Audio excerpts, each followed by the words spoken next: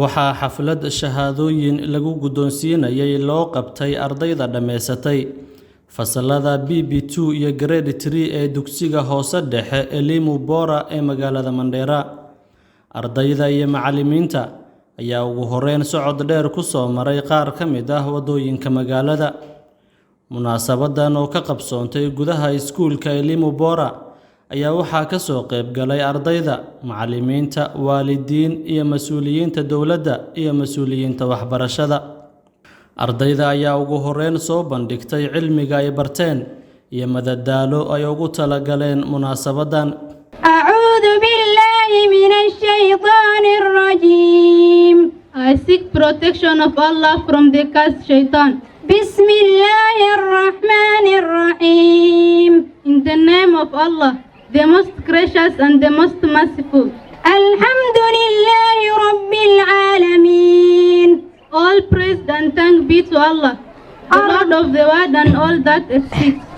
Ar-Rahmanir Rahim, the most gracious and the most merciful.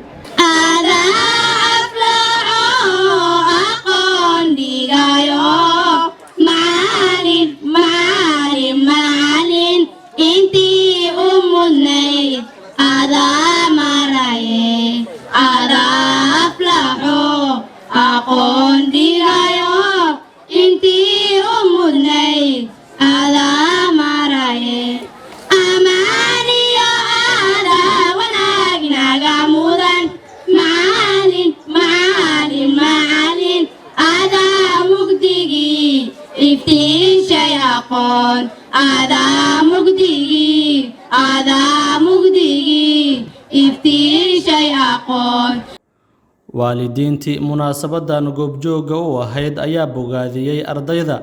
iyagoo dhanka kale u mahadceliyay macallimiinta. waxaa way maanta dhan la sheegay barnaamijka la dhahay oo diinta lagu soo dara oo sekulaaga lagu soo dara leh horta barnaamij aad u fiican oo arkaynaa daan waalidiinta nahay maxaa yeelay diinta Ilaahay hadii cunuga lagu baro oo sekulaana lagu baro yaa ka fiican wax horta maxaa la dhahay la heli kara ma aha marka insha Allah hortaas aan ku taageerna sidaan aad walaalkeen diiday waxa way labadeena meesha iskuulka meesha banaanka labadeena digan tuwa u mareeyay aruurteen inta ay dhameeyay hadda walaalkeen sheegay waxa way qariibu 8 iyo 10 waxa inta ay dhameeyay kulli hadda madi jaamacada ay ku jiraan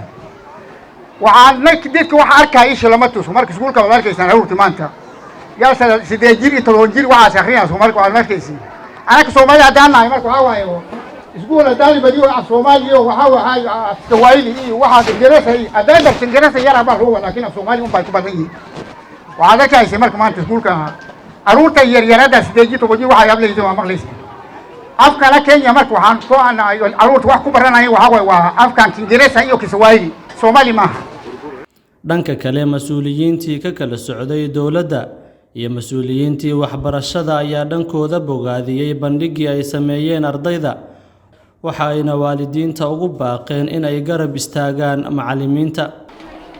wixii ilmaha maanta meeshan ku soo bandhigeen waa wax cajiib ah ayadoo saas ah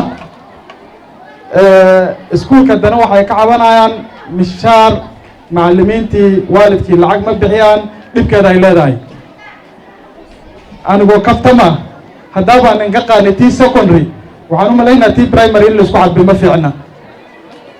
lacagta secondary badnaan jirtay lacagta secondary waa in ka qaani waxaan u maleynaa hal waalid oo maanta secondary lacag bixinay ma laha maadaama secondary bixinaynin waxaan ka codsanaynaa lacagtan yar oo ilmaan wixii ay soo bandhigeen waa wax cajiib ah wallahi cunug maanta waxa akhrinay hadduu Nairobi akhrisan lahay bishii waxaad bixin leedeen antaamkii 50 kun aad bixin leedeen waana la bixinayaa علينتا المها أو secondary وأنا لقى قاضي county government غير علاسي أو أسوي هاي جابنا مركب مدان كلو primary أو لا بكوني أما كوني شام بقوله إن المعلمين تانقول بينه ما ماشي ده تفضل معلمين تا يعلقوا بينه محايلة المها ده ماشي كواركتين أو حيالاي نوصو بندقين أو فسواعيل يكون هلاين أفنجريزا هذا مرة واحد يكون هلاين فرنش جامن يكون هالدونات وحاس كل يابري معلم يابري سنيفو sisi kama wazazi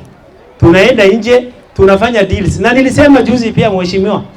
na ile deals tunafanya inaweza kulipa wewe mwalimu hata miaka 2, lakini wewe umepeana mtoto mwalimu amefanya yeye mtu mwenye anajua kitu, na saa hii wakati unalizwa kitu kidogo ya kulea au na pia kupatia mwalimu mshahara ukikataza, hiyo ni mzuri. marka macallimiinta loo dadaalo maxaa yeelay macallin hadduu arto moraal yeesto waxtarkiisna waa badnaana, moraal hadduu dhacana waxtarka muxuu noqonaa hoos ayaa u soo noqon. Cabdiqafaar Cumar Ibraahim, Cabdiqafaar Habi, warbaahinta Star, ismaamulka Mandheera.